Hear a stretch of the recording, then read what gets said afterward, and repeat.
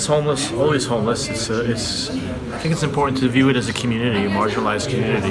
That's the best way to approach it, and it's the only way we can make progress.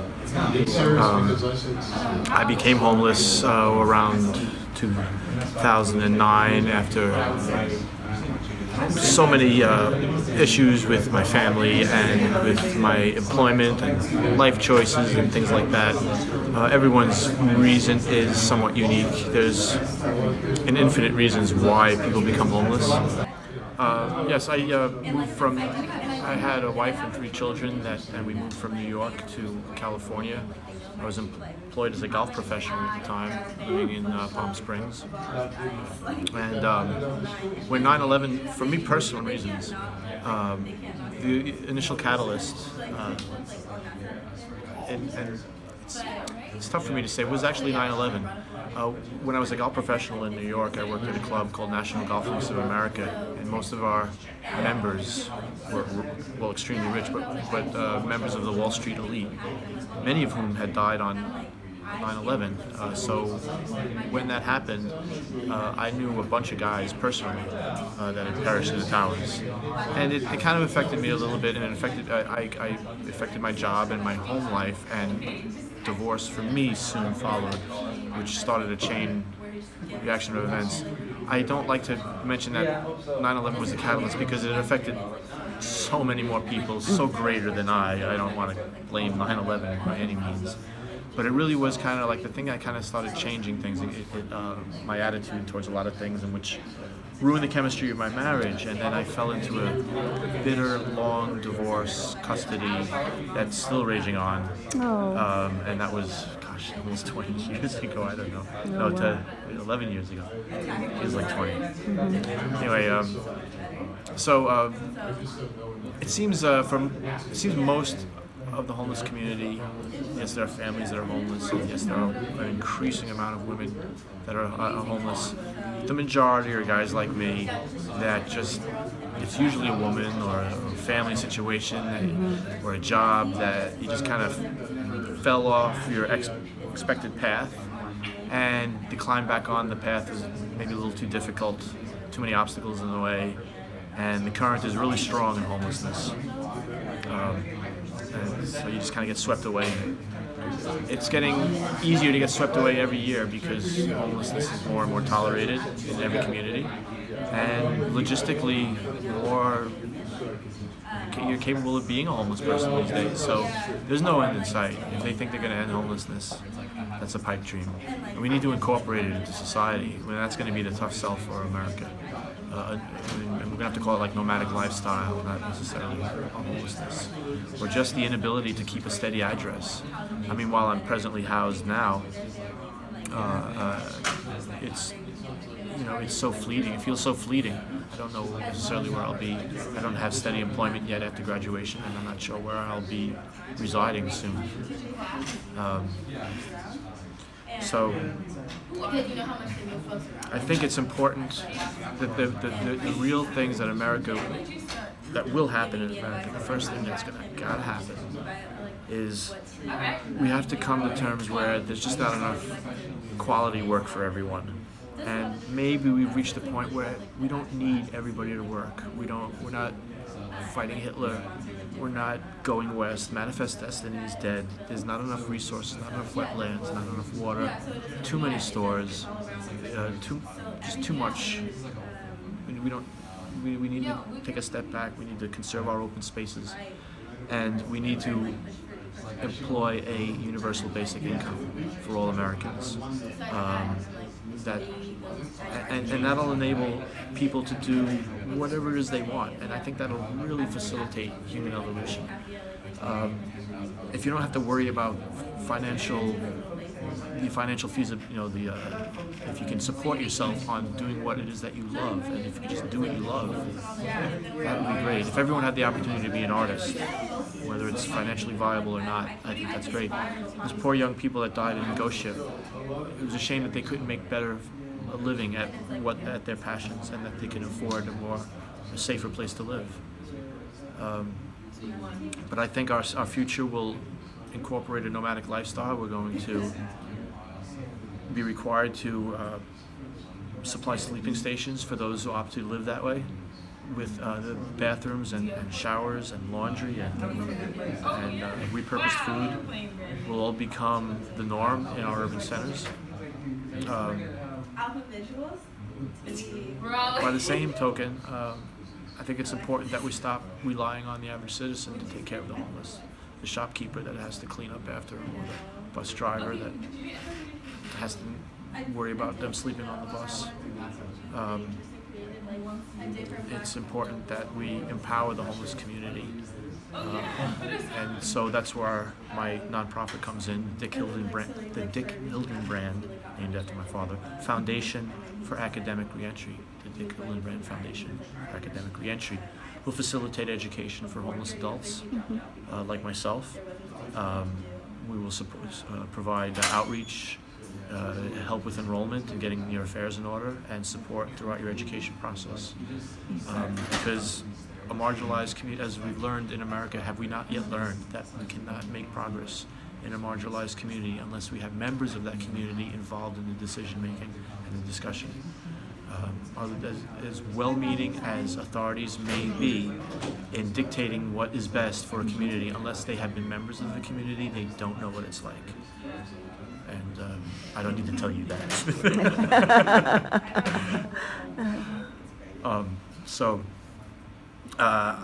Education saved my life, and I have so many opportunities. I mean, I've chosen to open this nonprofit. I've been offered many different paths since my re-entry into education that I would have never have foreseen upon when I first decided to come back into education. So I don't know what to promise my community when I say come back to education, other than the fact that you will find opportunities here. You will broaden your horizons, and I think it's one of the first barriers to make progress in this is it's difficult to admit you're homeless.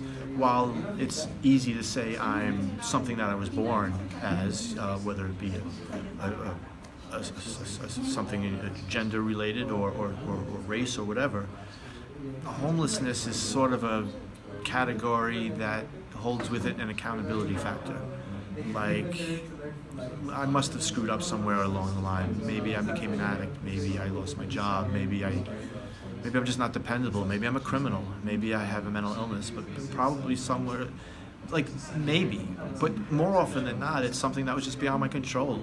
You know, maybe I had a job with GM for 20 years and they shut down the plant. Yeah. You know, or maybe a robot's doing my job now, or maybe I just didn't get along with the new boss, or something. It wasn't necessarily my fault, but the first instinct when people find out I'm homeless is they assume whatever got me here must have been my fault because it hadn't happened to them.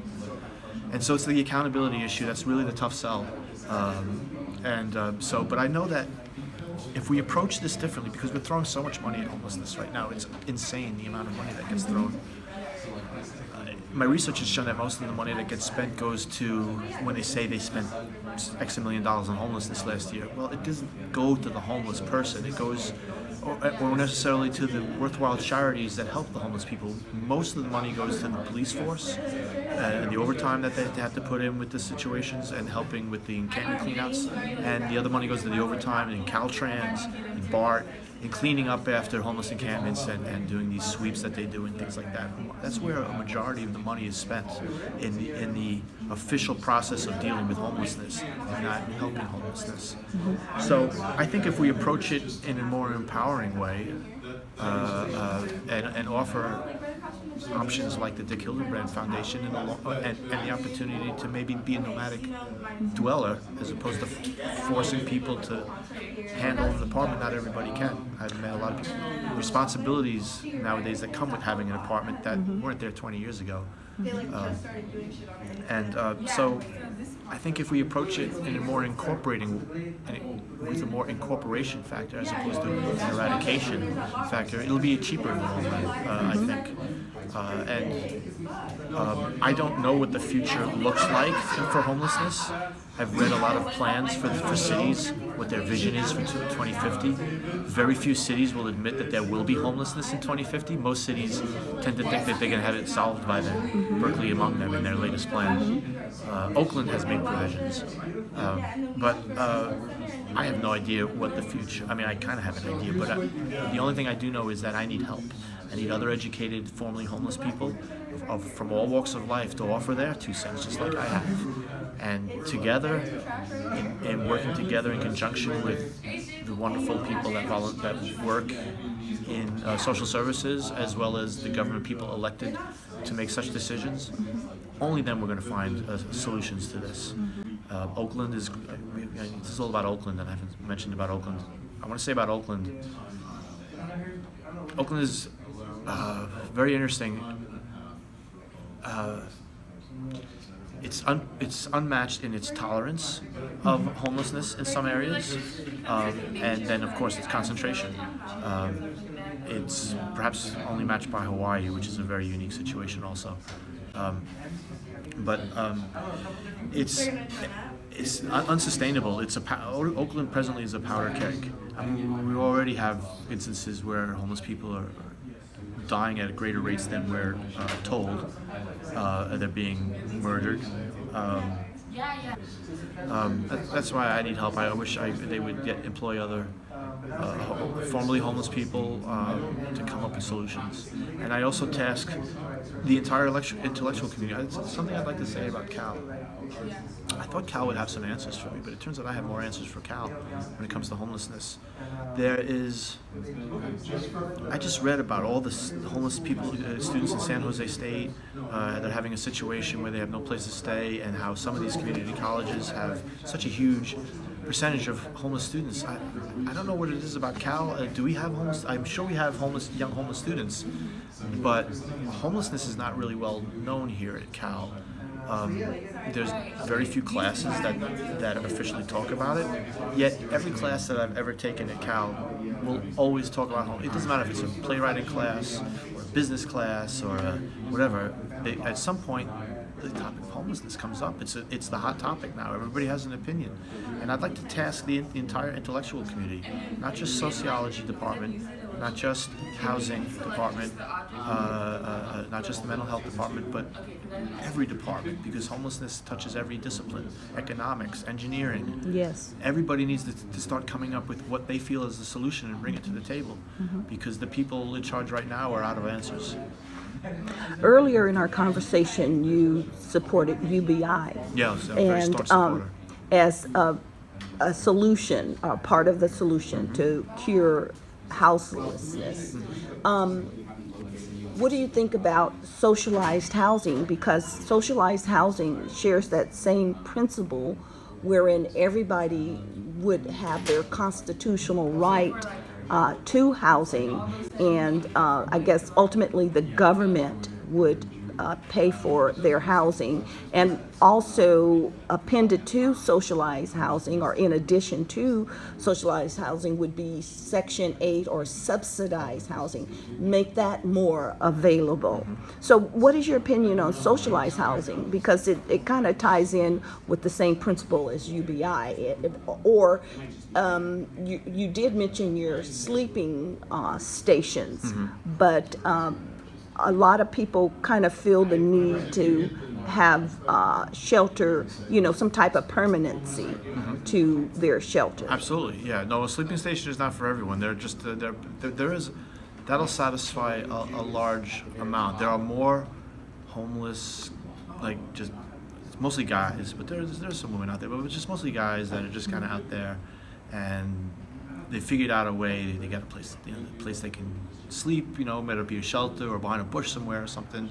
We kind of got things figured out. And with today's Wi-Fi, there's plenty of things to do during the day, really. I mean, yes. and the jobs suck. So for guys like that they would just, wherever they hang their hat is home. And there's a huge amount of people like that.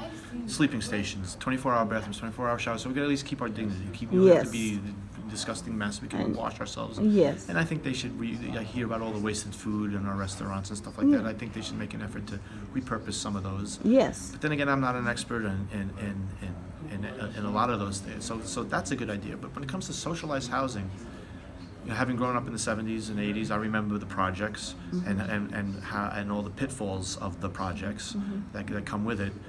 Perhaps we've learned from it, like certainly the design of the projects were dark and with one way in and one way out, and it was like a drug den in there after a while and stuff. Gangs, and the perhaps. security. So maybe with today's modern architecture and design, they can thwart some of those issues, perhaps, and learn from their mistakes, because but again, I guess that's where I need help. I really don't. Even my city planning professor doesn't necessarily have an answer.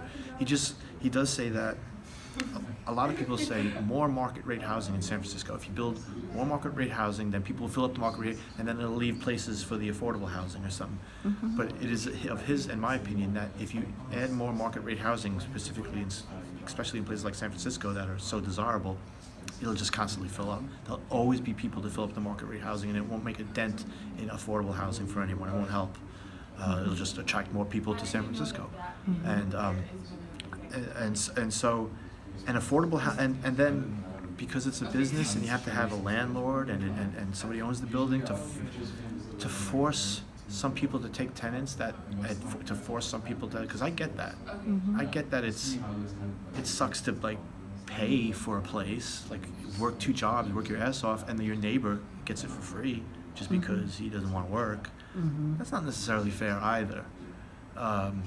That's why I think we should examine more alternative ways of living. Students at USC, architecture students, they came out with a book called "Give Me Shelter," Okay. and the architecture students were challenged to coming up with different designs of portable shelters, and they had like these little fold-out cardboard tents that you could stick in your backpack and just go like this, or little trailers, all different sizes of everything in between a tiny home and sleeping on the street. And it's challenges like that we need to come up with. I envision a future where there'll be functioning artwork that, like right now, if an office building wants to get constructed in Oakland or San Francisco, they have to like have 10% of it like towards artwork, and they have to commission art to be in the lobby and things like that. There's like certain things that they need to do to make it more adaptable to the community. Well, I think in the future, when an office building goes up, they should be required to put a functioning artwork out front, something that people can sleep in, that has like bathrooms, but maybe lights up and is and aesthetically pleasing. That's very creative. And it might be a whole new type of architecture, some sort of functioning shelter / architecture that can open up, that cities can boast about. Like our artwork holds 200 nomadic people, or something. I don't know. There's just a different way to approach the way people just go about their day. Just presently put together the board, which consists of a couple of faculty members here at Cal. Okay. And I'm waiting for my paperwork for my tax exempt status to come in. I have a company called Swift Filings. You go on the internet and they do all the paperwork for you. So they're in the process of putting it together. I have a GoFundMe to raise money for it, which will be my journey across the country on my skateboard, to raise money for the GoFundMe. And then when I return in the fall, that's where we'll start with a few volunteers I have with outreach.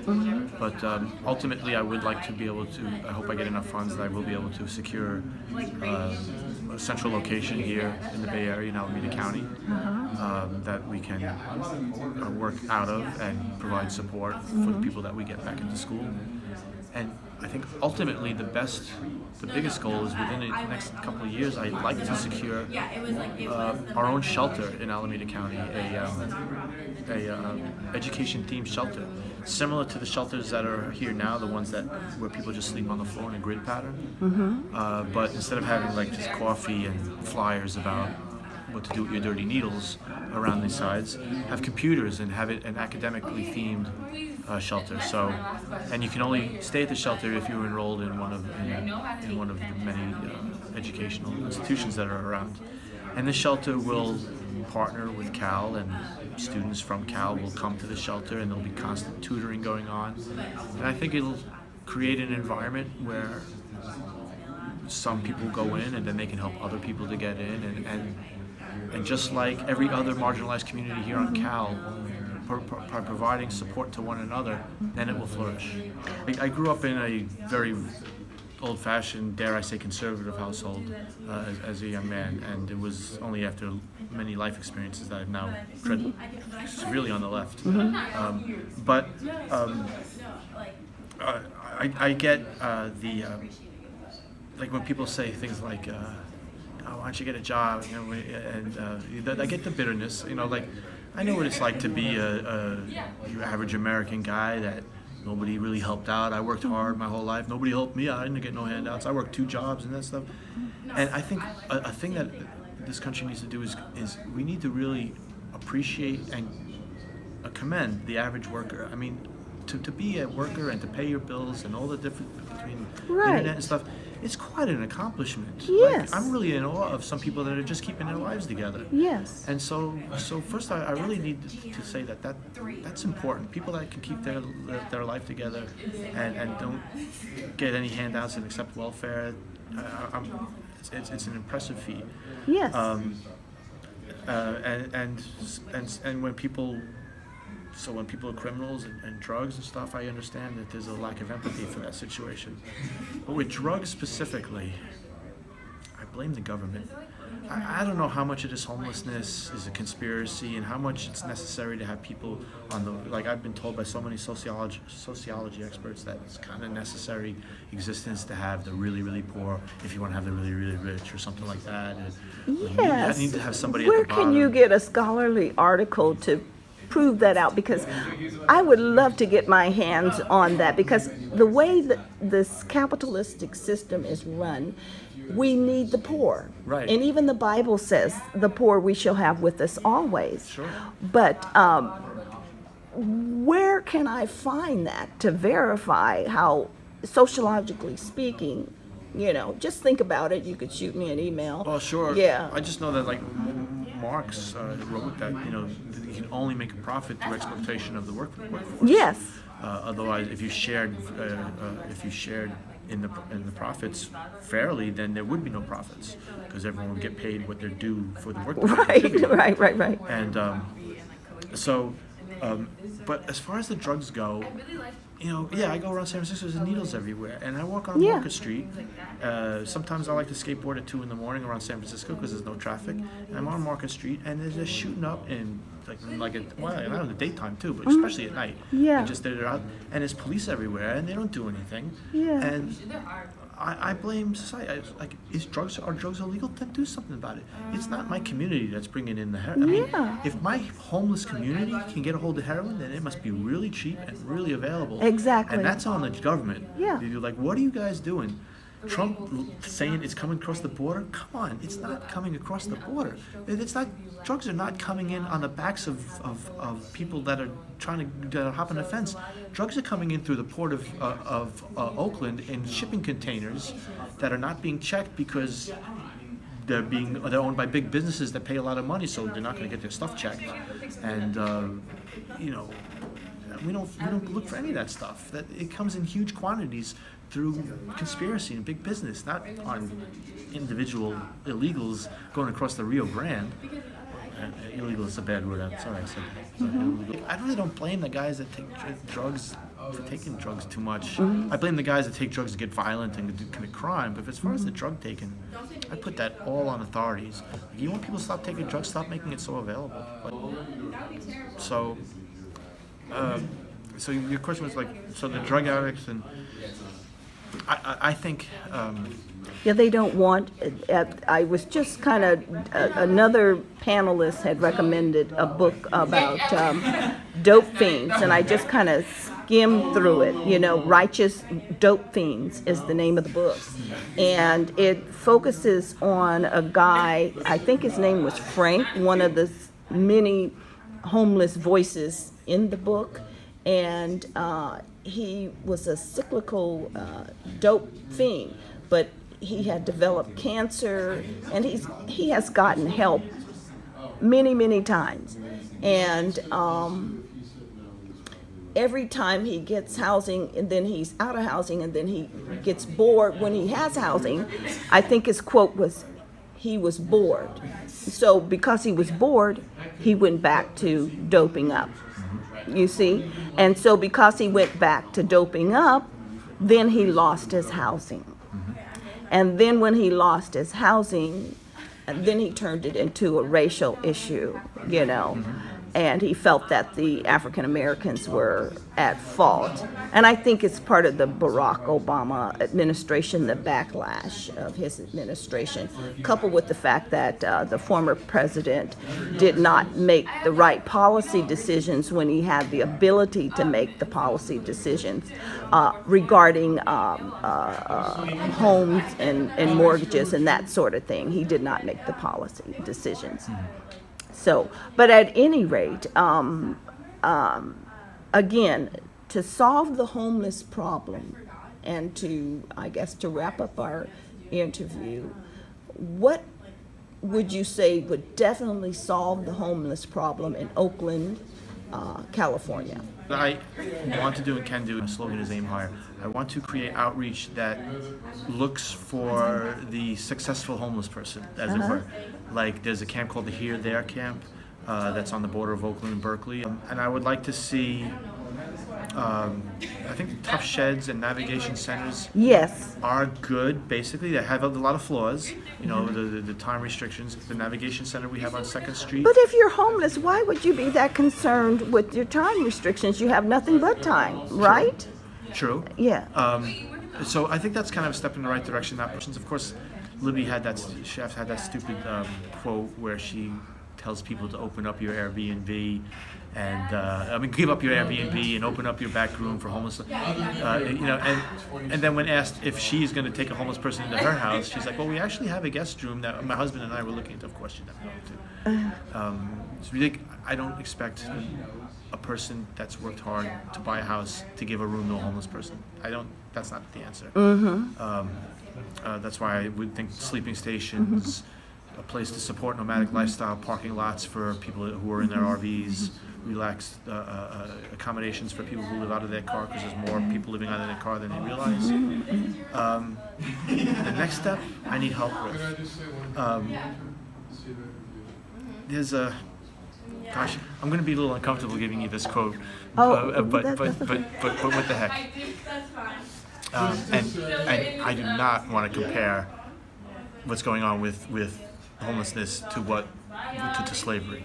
Okay, but Yeah. Oscar Wilde wrote, because I love reading this stuff in theater major, so we talk a lot about Oscar Wilde. Yeah. He wrote the worst slave owners were the ones that treated their slaves well, suggesting that by creating environments where the slaves had a decent life, you know, what they thought might be a decent life, created a complacent environment and where they weren't outraged soon enough and an uprising started. Very interesting. It's a hard thing to say. Yeah, but that is a very analytical perspective, and you're absolutely right, because they would never gain equality if they think that that's the norm. Right. So I kind of think that by allowing, so I use that with my tough sell.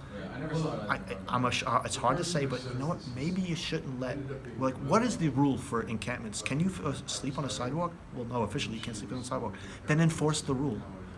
Clear out the encampments.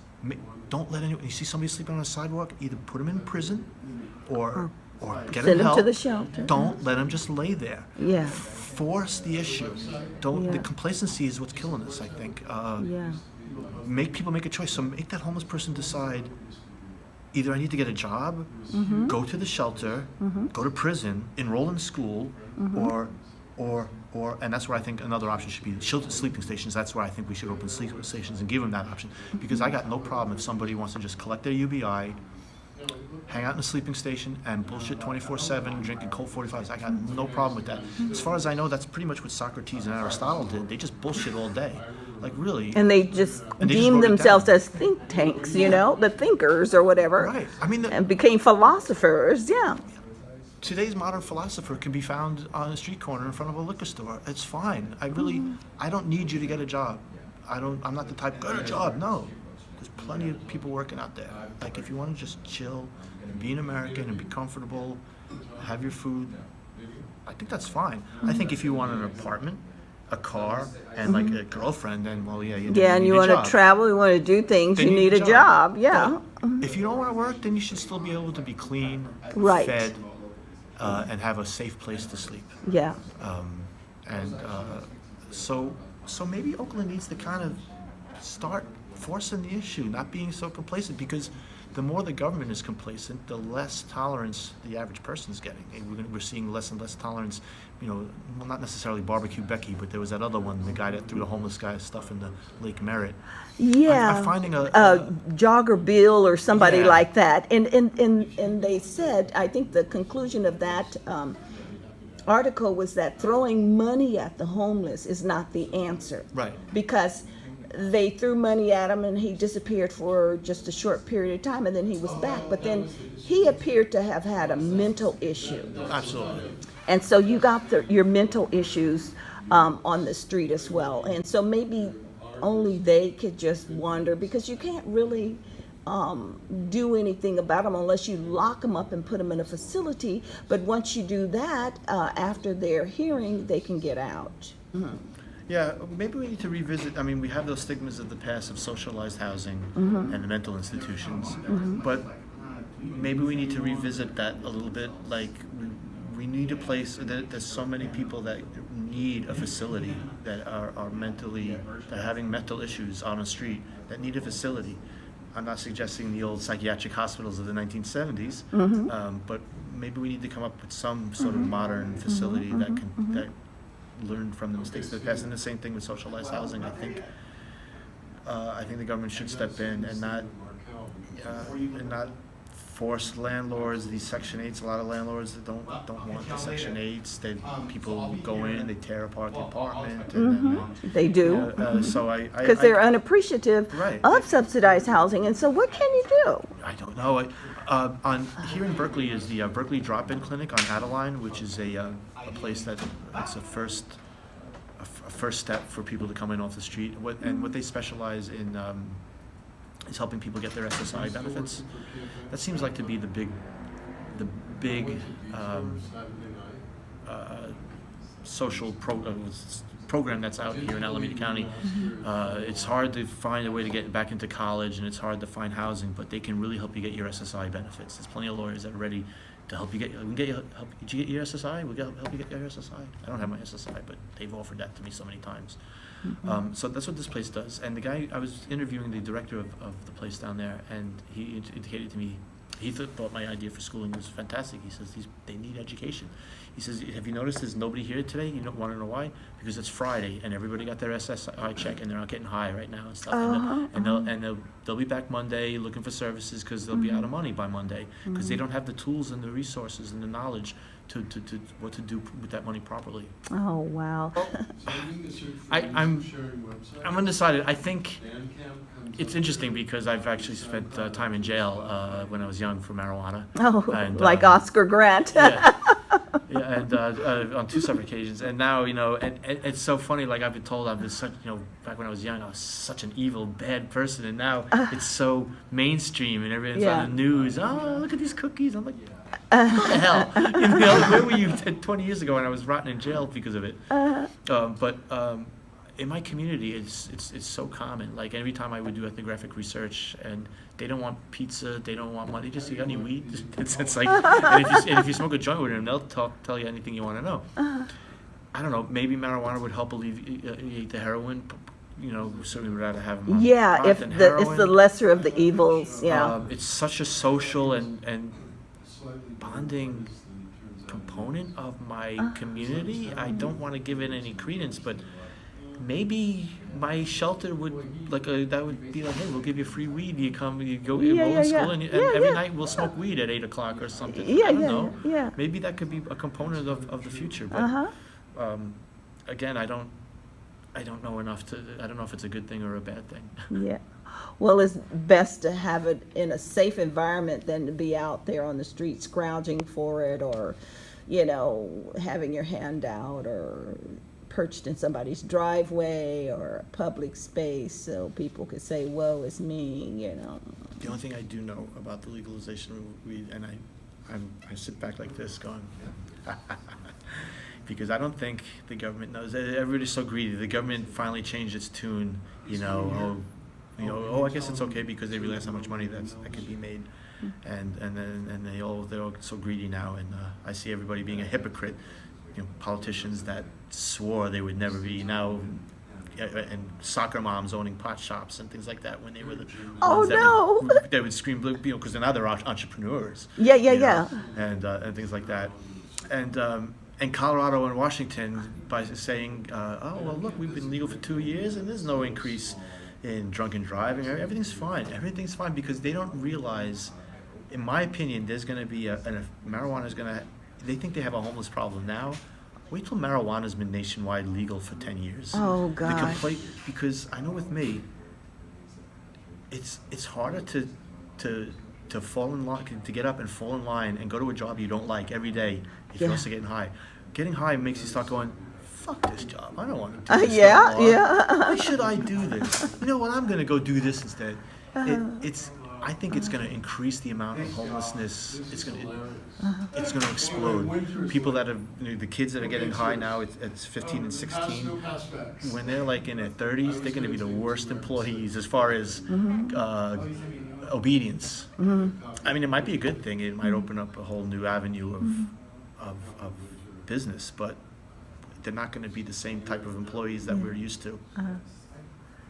So I think that's very interesting. I'll be interested to see what happens. Okay. Well, thank you very much. My pleasure. You're at the club.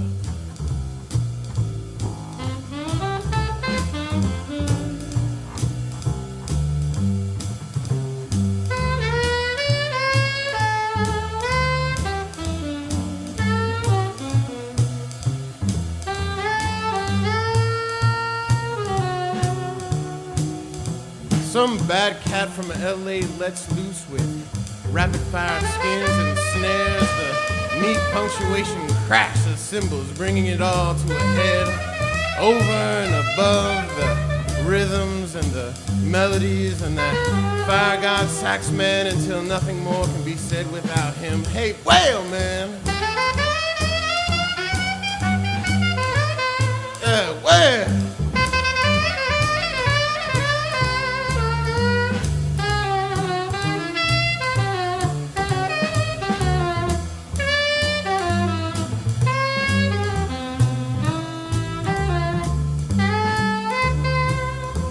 Well, shouts the old hipster, sitting next to you, brought out from under the booze by the power of that music, alive with a voice somehow more real, somehow touched by the long, glorious years of fights and drinks with friends and enemies and hip chicks with legs up to there and attitude to match, but mostly it's the gigs and the little clubs, the shouts, the yes, over and over in the jazz joints of America.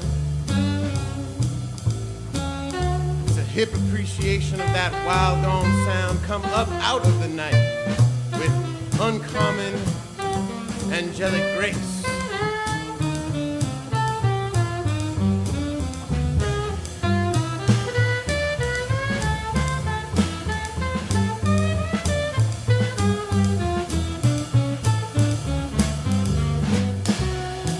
Yeah to the bad pickup lines, and yeah to the drunken laments, and yeah to this lost and lonely world of ballad and swing, of ballad and swing,